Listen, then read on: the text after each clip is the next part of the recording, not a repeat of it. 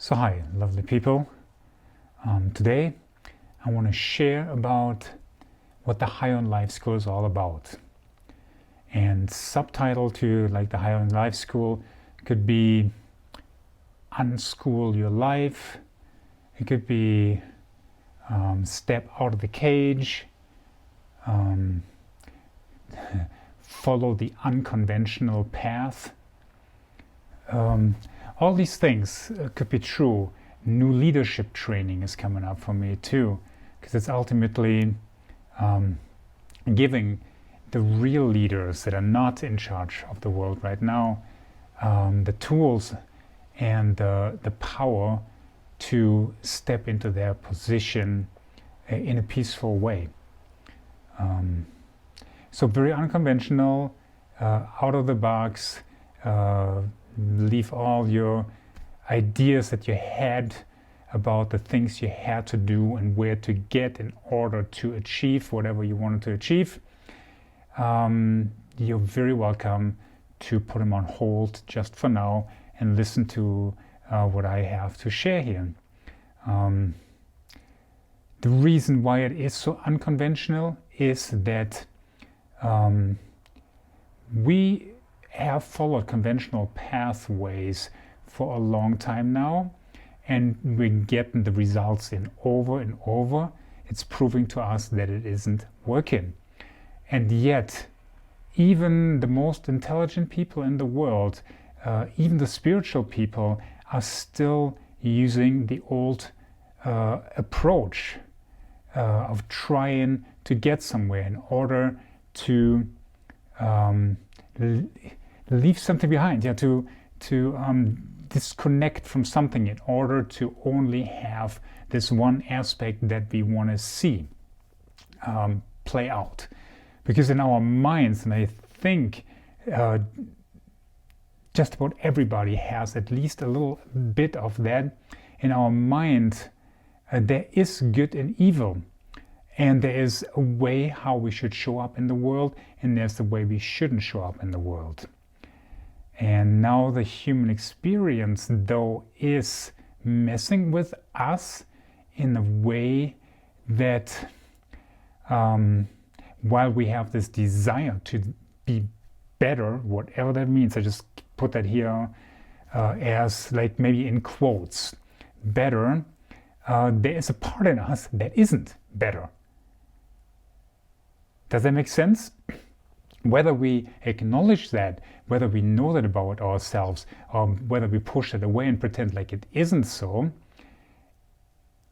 just about everybody that I work with and me, there is this dream me, and there's maybe even a certain idea who I am as this like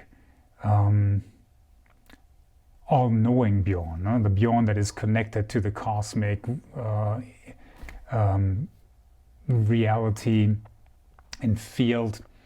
But there's also this human experience, and we forget that this is for real. The human experience is for fucking real. And this human experience, if you look at it, is not only bliss, it's not enlightenment, no? You do eat these fancy foods with like silverware made in Damascus, and it's like in a beautiful castle setting, tons of money went into it, and it looks beautiful, it's like so exquisite. And then, everybody gets up, goes to the restroom, and takes a crap. Does that somehow drive it home for you guys? So there are those moments that are like we come closer to the divine, and we feel so loving and so full and so rich and so giving and all that. And there are the moments where we throw up, where we shit, where we scream at somebody, where unresolved emotions surface, and we kick that post or whatever, it just is. If you look at it, it is something very human, and it's the approach that we've been taken, that would be the bad part of human existence, and the one that I talked about before, the castle setting, the beautiful food, that is the one that we want all the time. So in order to get there, we have to push away something, we have to ignore, reject something, judge something, and really prefer something, and really stage the other part of it to a degree where we even believe ourselves at some point that this is for real and that is not, that we are really good, that we are on our way to bettering. I hear that so often, on bettering ourselves, no? And again, my observation and my insights that I'm getting, the information that's coming in, it's always coming down to the same result. If we cut the one off from the other, it isn't working. So the new paradigm, the main word that I'm getting over and over is inclusivity. And how do we get there? You know, we can, like, I mean, there's so much talk about it. Wouldn't it be nice to live in utopia or whatever, you know? It's, people have been talking about that, you know, the hippies, you know, like they all dreamed, like, wouldn't it be nice? And if we just smoke enough dope, then we actually could be there all the time. And if for some reason we come down off the trip and we feel like reality getting a hold on us again, we're just like, whatever, you know, there's always acid, no? Whatever it is for you, you know, it might be drinking, it might be sex, it might be TV, food. There's so many things, you know, that somehow make you either feel better and believe your story again that you're better than you really are, or you numb the pain that comes with, really, like this, you could almost imagine us being split in half, really. There's the good part, the good Bjorn, and there's the evil Bjorn. And I don't fucking want to see evil Bjorn. So I lock him into like the darkest place of my soul, you know, and like with walls as thick as an elephant, you know, and I throw away the fucking key in a way that I will never ever stumble across this key anymore. And I will want to forget about this evil Bjorn, because the world wants to see the good Bjorn. No? The good Bjorn is being loved, is being appreciated, is being patted on the shoulder. Good job, dude. No.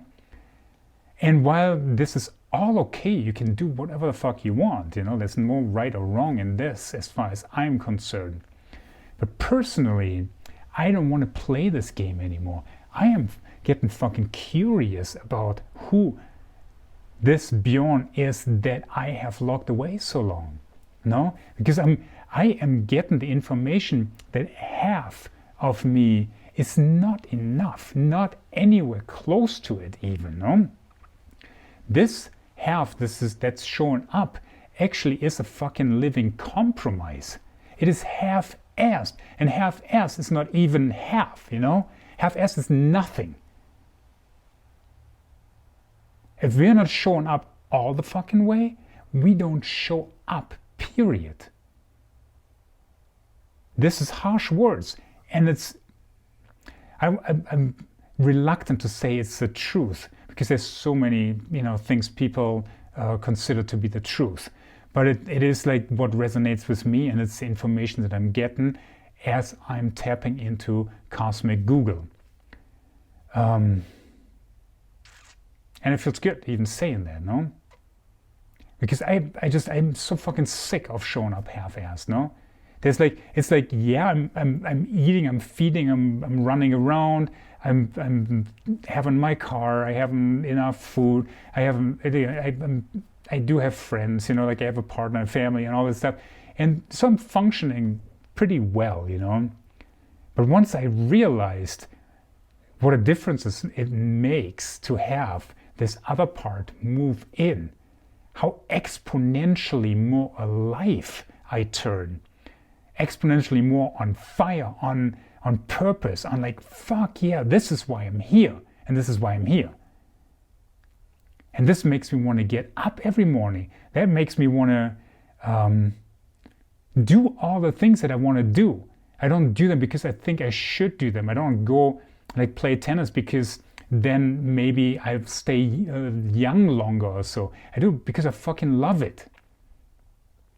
I follow this impulse within that tells me exactly what to do or not to do in order to bring this beautiful balance between the good Bjorn and the bad Bjorn.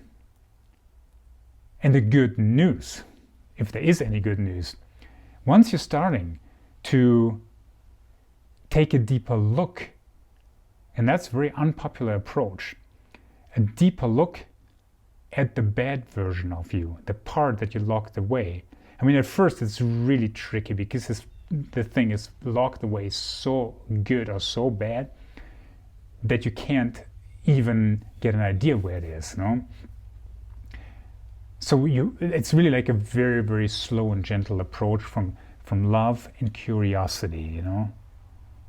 And then we're making friends with this part. Wow.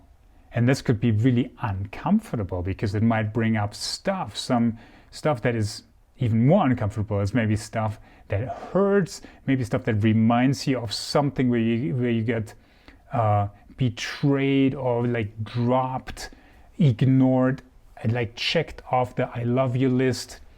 And this is stuff we just pushed away so hard that we don't even know that it happened anymore. There's sometimes stories coming up in this space of opening up to this where people are like, oh my God, I can't believe I'm saying this because I had no idea it even happened. But through saying it, it becomes real. Finally, we can, because once you lock them away, all these things, the bad things, they become rigid. They become more and more rigid and dark and evil and threatening. And they actually dictate a lot of what you do, and holding them hostage really cost you so much life force energy that you hardly have anything left to celebrate fucking life, no? That's why everyone is like running around confused and just hanging on. We want to bring everything out. We want to be celebrating and singing and hugging and working together and creating a world that we really want to live in as brothers and sisters. And that's what it is. That is utopia. But it doesn't happen if we keep on focusing on trying to bettering ourselves. It happens when we include the part that we label bad into our human existence and make peace and be curious between like the good part and the bad part. Why? Like nothing in your life shows up accidentally. So whatever is present for a good reason. Why then do we want to push certain of 50% of our experience away and label it evil?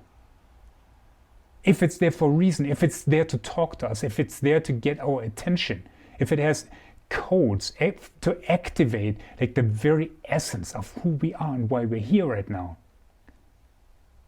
Do you get this?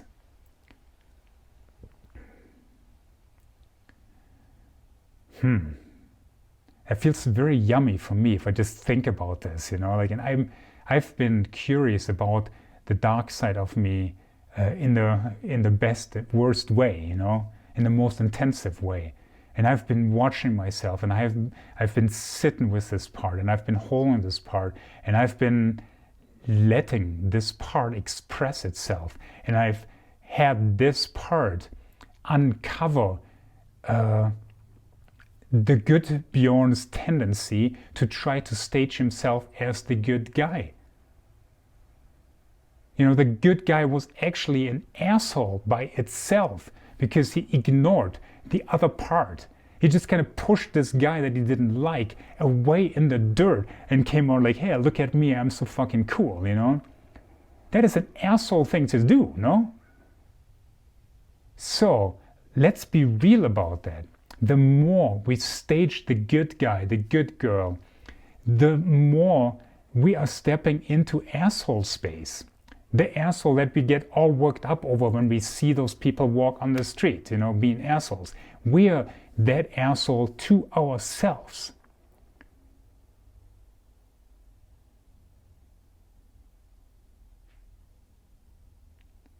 So I would say,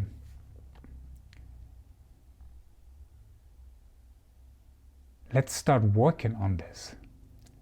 And the work is actually something really beautiful. It requires readiness and commitment to being and becoming vulnerable. This cannot be done in an intellectual way. We cannot talk it pretty. We cannot speed it up. We cannot push it. We cannot force it. Nothing. No, this just happens when we embrace that desire to make peace between those two and quit judging the bad part in us, and pulling and inviting over and over this part, that unseen and bad and dark space, into our experience, and make peace.